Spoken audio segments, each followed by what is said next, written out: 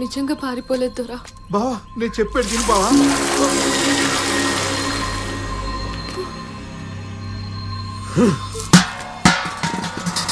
తప్పు చేస్తే నా ఇంటి బిడ్డ ఊరి బిడ్డ అనే తేడాలు నాకుండవు.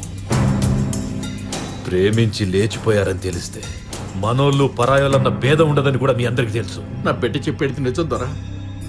శైలు హైదరాబాద్కి తన ఫ్రెండ్ ఇంట్లో లగ్గానికి పోయింది. ఆ రోజు మేము ఇంట్లో లేము. లగ్గానికి పోయినప్పుడు నా బిడ్డ ఫోన్ కూడా పోయింది. అదే రోజు హైదరాబాద్కి రాజుగాడు కూడా పోయిండు. వీళ్ళిద్దరూ కలిసిపోయినారని ఊరందరితో పాటు మేము కూడా మా బిడ్డను అనుమానించినాం. కానీ నా బిడ్డ ఏ తప్పు చేయలేదని తను కలిసినాకనే మాకు తెలిసింది నా బిడ్డ ప్రేమించి పారిపోయింది అనేది ఎవరో గిట్టనోళ్ళు పుట్టించిన పుకారు దొరా. తప్పుడు ప్రచారం అని నువ్వు నిర్ణయించకూడదు వెంకటరత్నం. నీ కూతురు ఆ రాజుగాడు నిరూపించాలి. వాళ్ళే తప్పు చేయలేదని ఈ ఊరంతా నమ్మాలి. అప్పటి వరకు ఈ సమస్య సమాధవదు.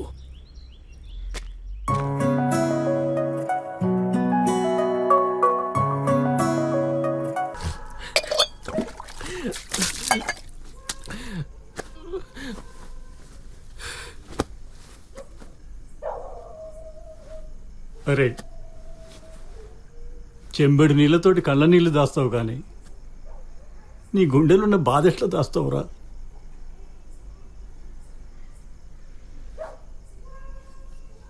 ఇన్ని రోజులు నువ్వేం చేసినా నీ భవిష్యత్తు గురించి భయపడలేదురా. కానీ ఇవాళ నిన్ను ఇట్లా చూస్తుంటే నువ్వేమైపోతావని నాకు చాలా భయం అవుతుందిరా.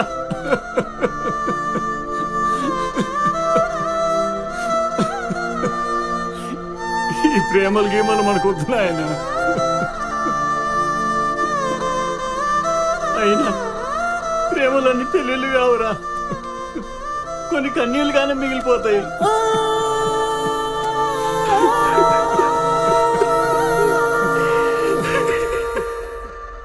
రే శివాజీ అన్నా, మన ఊర్లో రాజుగాడంటే నారాయణ కొడుకే కదా? అవన్నా. ఆడ హైదరాబాద్లో ఏవంతోనో గొడవ పడినంట. ఆ రాజుగారిని అల్లు కొట్టి చంపినట.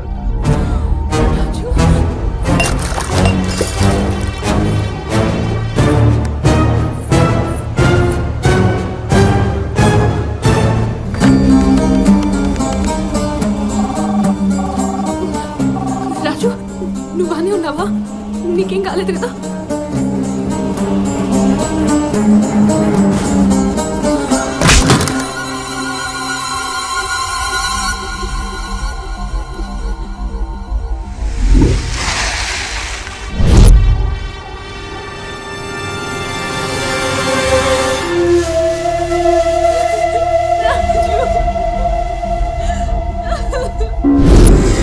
ఈ ఊర్లో ప్రేమిస్తే చావే అని తెలిసిన ప్రేమించినావంటే మంచిగానే ధైర్యం చేసినవురా రాజు. ఆ ధైర్యంతోటేనా నా మేనకోడల్ని ప్రేమించినావు? ఉట్టి గుర్తొస్తే గుండెల్లో భయం పుట్టాలి గాని ప్రేమ కాదు.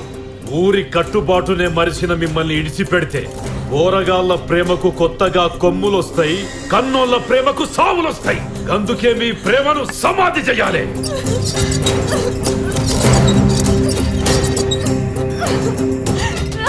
వీళ్ళ ప్రేమను ఒప్పుకునేటోళ్ళు ఆ తాడు పట్టుకొని కాపాడుండ్రి. ఒప్పుకోనోళ్ళు వాడి తల పగలగొట్టుండ్రి.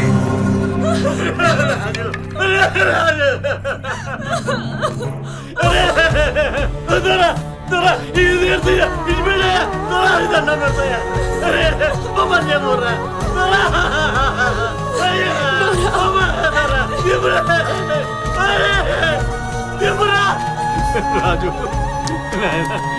రాజు,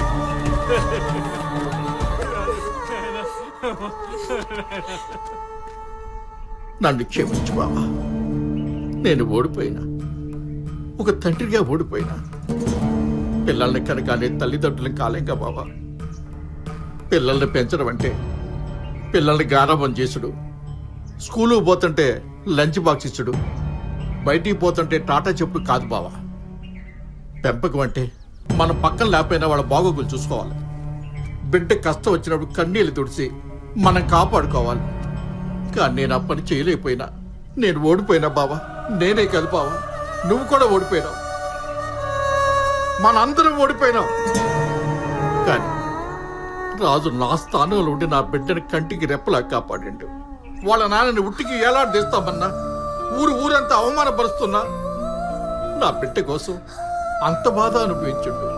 మనం సేలు కళ్ళల్లో ఆనందాన్ని చూసాం, కానాడు కన్నీళ్లు కూడా చూసిండు. అందుకే మన ఇంటి పరువు కాపాడి వాడు తండ్రి అయిపోయిండు. నేను ఒట్టి నాన్నలాగానే మిగిలిపోయినా. ఒక్క మాట దొరా, చిన్నప్పటి సంది తల్లిదండ్రుల దగ్గర ప్రేమగా పెరిగిన ఆడపిల్ల ఇంకొకరిని ప్రేమించిందంటే కన్నోళ్ళ ప్రేమ తక్కువని కాదు, ప్రేమించినోడి ప్రేమ మీద నమ్మకం అంతే. అంత మాత్రాన కన్నోళ్ళు చచ్చినట్టు కాదు దొరా. నేను శైలు ప్రేమించుకున్న మాట నిజం, కానీ ఇద్దరం లేచిపోయామనేది మాత్రం అబద్ధం. దానికి ప్రేమను కాపాడాలనుకుంటున్న ఆయనే సాక్ష్యం. కాదు కూడదు మీరు అనుకునేదే నమ్మకం, మీరు చెప్పేదే నిజం అనుకుంటే ప్రేమ కోసం నేను చావడానికైనా రెడీ. దాని కాళ్ళ పట్టీల శబ్దం వినే అది సంతోషంగా ఉందో బాధగా ఉందో చెప్పే నువ్వు దాని మనసులోని బాధను అర్థం చేసుకోలేకపోయావా అన్నయ్య? నీ కూతురు విషయంలో జరిగిందే, సంధ్య విషయంలో జరిగిందే, నా కూతురుకు కూడా జరిగిందే. దాని బాధ చెప్పడానికి పట్టీలకు కూడా మాటలు రాక మూగబోతాయి అన్నయ్య. బిడ్డను పోగొట్టుకొని మీరు పడుతున్న బాధ ఏ తల్లిదండ్రి పడొద్దని మీరు ఈ కట్టుబాటు పెట్టుంటారు. కానీ ఇప్పుడు ఏమైందోరా, మీరు పడుతున్న బాధనే ఊరందరికి పంచుతున్నారు. మీరు చంపిన ఆ శివగాని తల్లిదండ్రులు సంతోషంగా లేరు. ప్రేమికుని పోగొట్టుకున్న ఈ సంధ్య సంతోషంగా లేదు. చస్తూ బతుకుతున్న సంధ్యను చూస్తూ వాళ్ళమ్మనైనా సంతోషంగా లేదు. ప్రేమించిన పోరాళ్ళందరూ సంతోషంగా లేక, వాళ్ళని కన్నోళ్ళు సంతోషంగా లేక ఇంకెందుకు దొరా ఈ కట్టుబాట్లు? బొందబెట్టనిక ఈ కట్టుబాట్లు ఇట్లే కొనసాగితే ఊరంతా వల్లకాడైపోతుంది దొరా.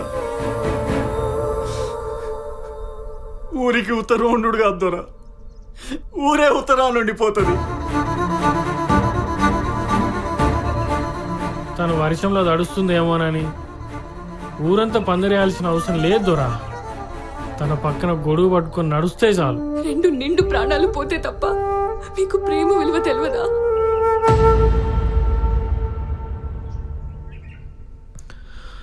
అసలు ఈ ఊర్లో ప్రేమ గురించి మాట్లాడే హక్కు, అధికారం నా ఒక్కడికే ఉంది.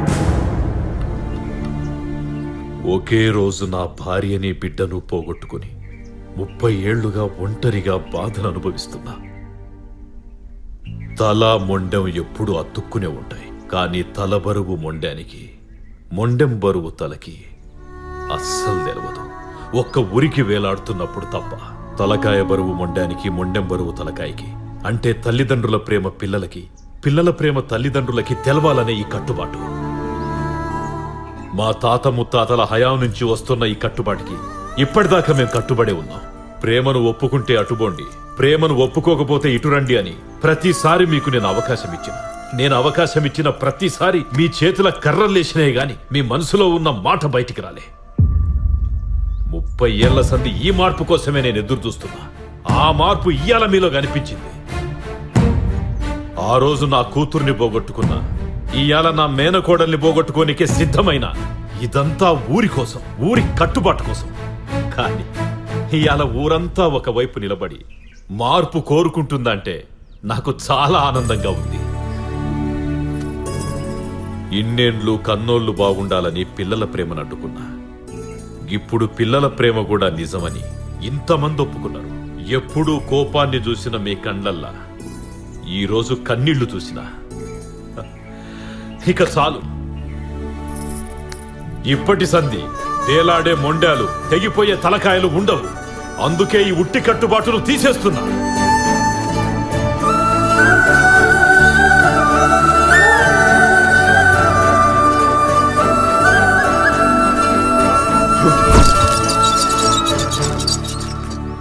ఇప్పటి సంధి పర్వతగిరిలో ఉట్టెగిరిందంటే అది కృష్ణాష్టమి ఉట్టే.